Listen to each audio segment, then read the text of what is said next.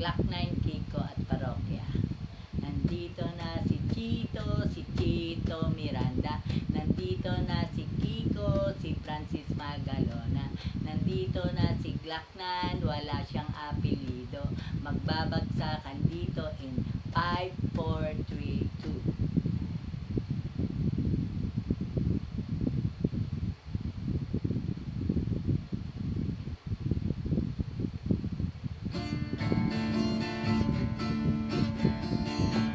Nandito na si Chito Miranda.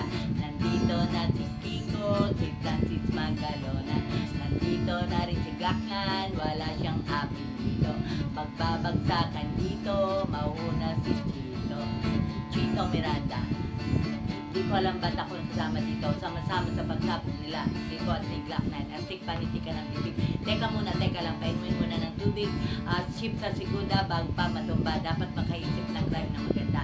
Badula sa mga bigkas at astig baka sakaling marinig. Mga libo-libong nakikinig sa mga pabibo ko. Di ka ba nagugulat sa mga nagaganap? Di ko alam kung ba't ako sikat. Pero para lang panaginip na pinilit pa kami. Talagang sinusulat sa pagiging makulit. Kailangan galingan, di na kayang tapatan. Tugtugan ng parodya sa aming samahan. Shit.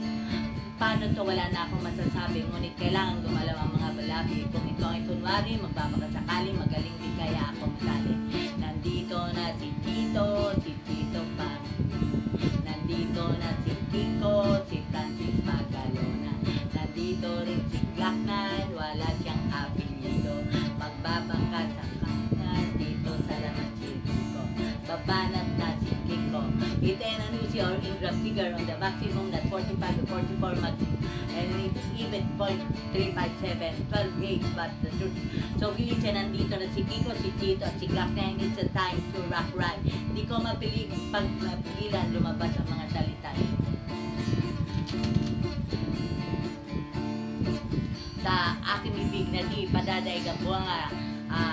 Hala, tumunga nga, lahat ay napapahanga sa talento, ako'y taga-kalentong. Batang Mandaluyong na ngayon ay nakatira sa Antipolo, sumasaklolo sa mga hip-hop. Pwede karirin o pwede rin trip lang. Si Glock 9 kasama Parokya para bulagaan. Kailangan di babokya. Hindi na rin kailangan pa malaman kung bakit pa kaming lahat ay nagsasama-sama. Mic check, ito nang nagsabi ng Persa, Francis Magalona, Glock 9 at Parokya niya. 1, 2, 3, 4, let's boxing! Natapos na si Chito Miranda. Tapos na rin si Kiko, si Francis Magalona. Nandito na si Glock 9. Microphone check, mic check, wala siyang apelido. On na ba ang mic?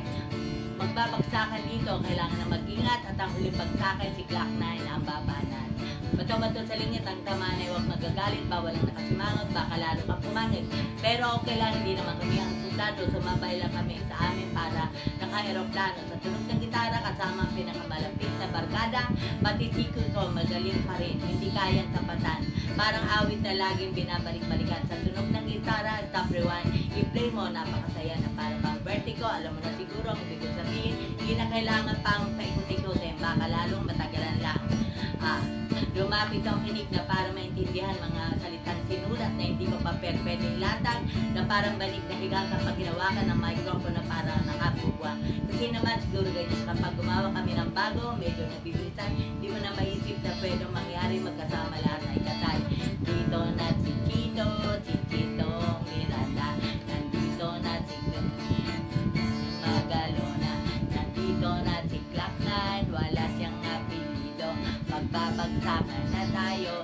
5, 4, 3, 2, 1.